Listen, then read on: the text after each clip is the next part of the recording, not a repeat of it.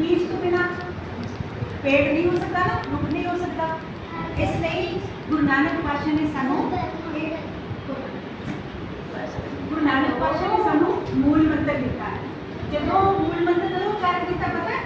जो बेई नदी में इशनान करते हुए गुरु नानक पातशाह 3 दिन अलोप हो गए सन। अलोप मीन्स दिखाई नहीं दे रहे सन, दुनिया में दिखाई नहीं दे रहे सन। तो गुरु नानक देव जी अकाल पुरख वाहिगुरू पर चले गए। किसको चले गए सी? अकाल पुरख वाहिगुरू यानी परमात्मा के पास।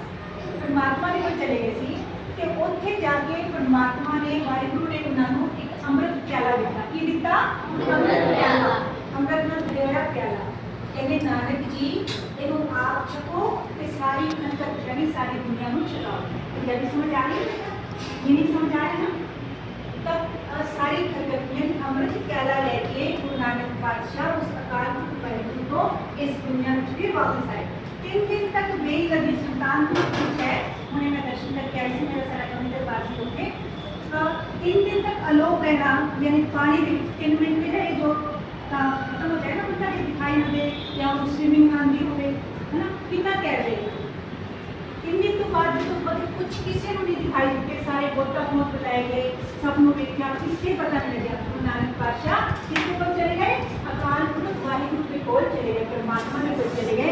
3 दिन तो बाद फिर वो बेई नदी में निकले, यानी सबने खोज कर ली कितने भी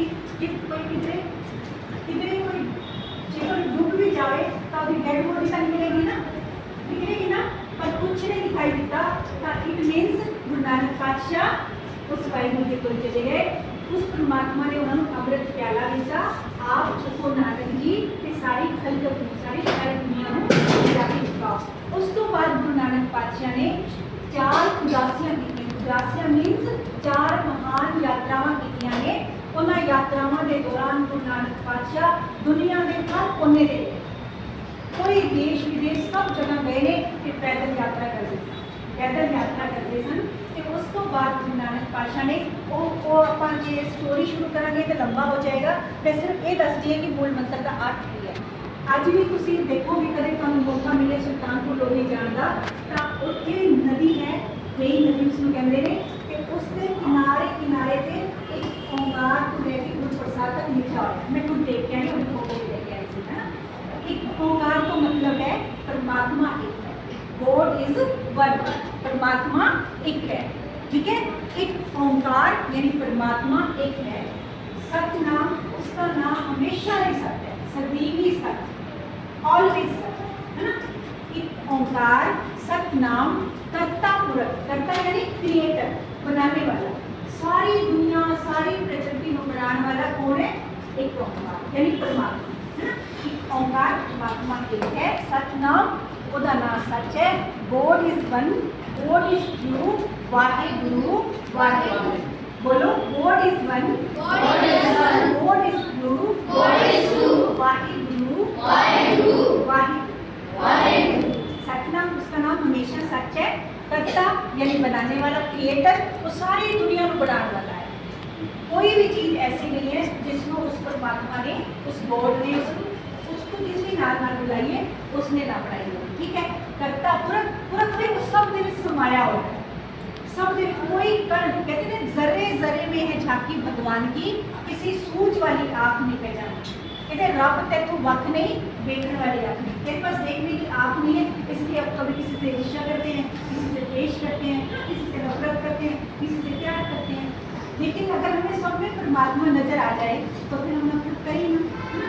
तो गुरबाणी कहती है एक ओंकार, सत नाम, कर्ता पुरख, कर्ता यानी क्रिएटर, बनाने वाला, पुरख यानी वो सारे में समाया, निर्भव, वो उसको किसी का भी डर नहीं, वो सब कुछ सर्वशक्तिमान है, इसलिए उसको किसी को डर नहीं।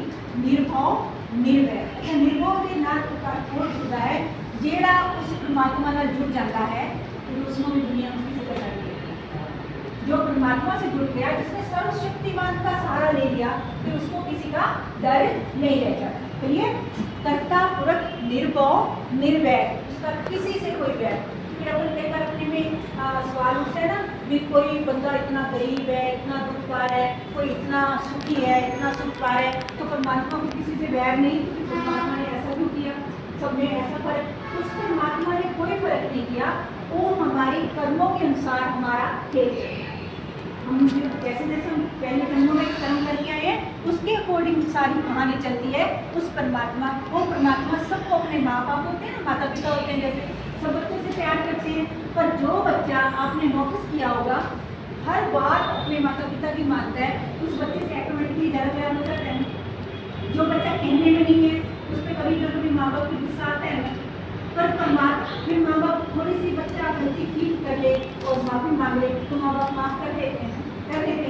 तो वो तो सबका माई बाप है, वो परमात्मा तो सबका माई बाप है। ये वाले माँ बाप को फिर भी नाराज दे सकते हैं, वो नाराज ही नहीं है, वो किसी चीज़ पे नाराज नहीं होता। बस वो एक उम्मीद रखता है कि जिस तरह से मैंने इन बच्चों को प्यारा प्यारा बनाया है, ये अच्छे अच्छे काम, नेक काम करें, नेक काम करें तो हम अपने आप इसको और प्यारे लगेंगे। क्लियर? निर्वैर, उसका किसी से कोई वैर नहीं, और जो उससे प्यार करने लग जाता है, उसको सब में वो परमात्मा को फील करने लग जाता है, तो उसका भी किसी से वैर नहीं रह जाता। ना तो वैरी ना ही बेगाना, सगल संग हमको बनाया। सब में जोत जोत है सोई, किसके चानन, सब में चानन। गुरबानी में पढ़ा है, सुना है आपने कभी शब्द में? फिर बोलते कबीर जी कहते हैं, अव्वल अल्लाह नूर पाया कुदरत के सब बदले, एक नूर पे सब जब उपजा, कौन भले को मतले। यानी कौन बुरा है, किसको अच्छा होगा, किसको बुरा, तो परमात्मा ने बनाया सबको एक साथ। अच्छा, फिर निर्वैर, कर्ता पुरुष, निर्भोग, निर्वैर, अकाल। अकाल यानी उसकी मौत नहीं हो सकती। अकाल, वो अमर है।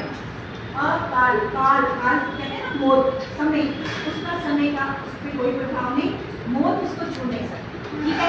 अकाल मूर्त, ऐसा वो स्वरूप, मूर्त ऐसा वो स्वरूप, निर्भोग, निर्वैर, अकाल मूर्त, अजूनी। तो योनियों में आता है कि कुछ उसका जन्म नहीं है, वो योनियों में नहीं आता। मैं आपको कितनी 84 लाख योनियाँ मानिए, सनातन धर्म में 84 लाख योनियाँ कहते हैं, गुरबाणी में भी आया है इस तरह। 42 लाख जो है जल के जीव है, 42 लाख पृथ्वी, 42 लाख, 84 लाख योनियों में रखना पड़ता है अगर वो अपना मनुष्य जीवन को सार्थक नहीं करते।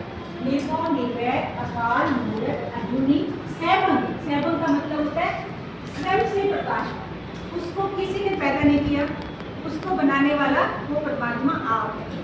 ठीक है? अपने आप को परमात्मा बनाने वाला भी वो आप है। गॉड को कोई बना सकता है, वाहिगुरु को कोई बना सकता है, वाहिगुरु ने सबको बनाया है, पर उस परमात्मा को बनाने वाला कोई नहीं है। सैभं से मतलब है वह स्वयं से प्रकाश, अपने आप से बोल गया है, अपने आप प्रकट किया है, उसको किसी ने प्रकट नहीं किया। फिर है गुरु प्रसाद, लास्ट में है गुरु प्रसाद। ऐसे उस परिपूर्ण परमात्मा को जो अथाह गुणों का स्वामी मालिक है, और इसमें इतने गुण हैं और गुण के साथ इतनी अपार शक्ति है, वो परमात्मा केवल और केवल गुरु की कृपा द्वारा जपा जा सकता है। गुरु प्रसाद, प्रसाद एक तो प्रसाद ही होता है, एक प्रसाद होता है कृपा। गुरु की कृपा से उस परिपूर्ण परमात्मा को, वाहिगुरु को जपा जा सकता है, उसका नाम सिमरन किया जा सकता है। अपने आप में सोचे ना मैं सिमरन करूँ, भक्ति करूँ, मुमकिन नहीं है। गुरु की, अच्छा अपने आप सोचो, कोई कहे कि मैं मेहनत करके ऐसे करूँगा, ऐसे करूँ, फिर उसके साथ में क्या होगा, उसका अहंकार भी साथ में आएगा। अपन थोड़ी सी चीज़ का कर लेते हैं ना, गुमान ईगो आ जाती है, मैं फर्स्ट आया, मैं अच्छा बोलता हूँ, मैं सुंदर हूँ, हर चीज़ का अपन गुमान कर लेते हैं। पर वो क्या है कि जब हम ये सोचेंगे एक गुरु ने कृपा की थी, ताकि मैं परमात्मा का नाम लिया, ताकि साढ़े अहंकार नहीं आ गया, अहंकार नहीं आ गया, तो अहंकार सारी प्राप्तियों पर आश्रय देता है। तो वाहिगुरु फिर क्या होता है, गुरु प्रसाद, गुरु की कृपा से उस परमात्मा को जपा जा सकता है। ठीक है? फिर है आज सच, जुगाड़ सच, है भी सच, नानक होसी भी सच। वो परमात्मा जब उसने ये दुनिया नहीं बनाई थी तब भी सच था, जब उसने दुनिया बनाई तब भी सच था, और फिर जब ये दुनिया नहीं रहेगी तब भी वो सच रहेगा। यानी काल अपन 3 कहते हैं, भूतकाल जो बीत गया, वर्तमान काल जो चल रहा है, और भविष्य काल जो आने वाला समय। अब इसमें गुरु नानक देव जी ने 4 कालों का वर्णन कर दिया। 3 तो सभी जानते हैं, पर 4 मीन्स की जब दुनिया नहीं बनी थी तो तब भी वो था, जब समय की गति कोई चीज़ नहीं था। गुरु ग्रंथ साहिब में इसमें एक शब्द आता है, अरबत नरबत, अरबत नरबत कुंडुलारा। अरबों खरब जो है सालों में ढूंढती ढूंढती फिर उस अकाल पुरख के मन में आया, कीता बसाओ एको हवाओ किससे हुए रंग दियाओ। एक शब्द से, एक आवाज से उस परमात्मा ने कितनी रचना है।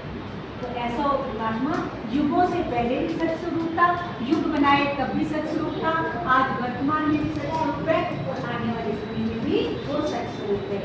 वाहिगुरु जी का खालसा, वाहिगुरु जी की फतेह।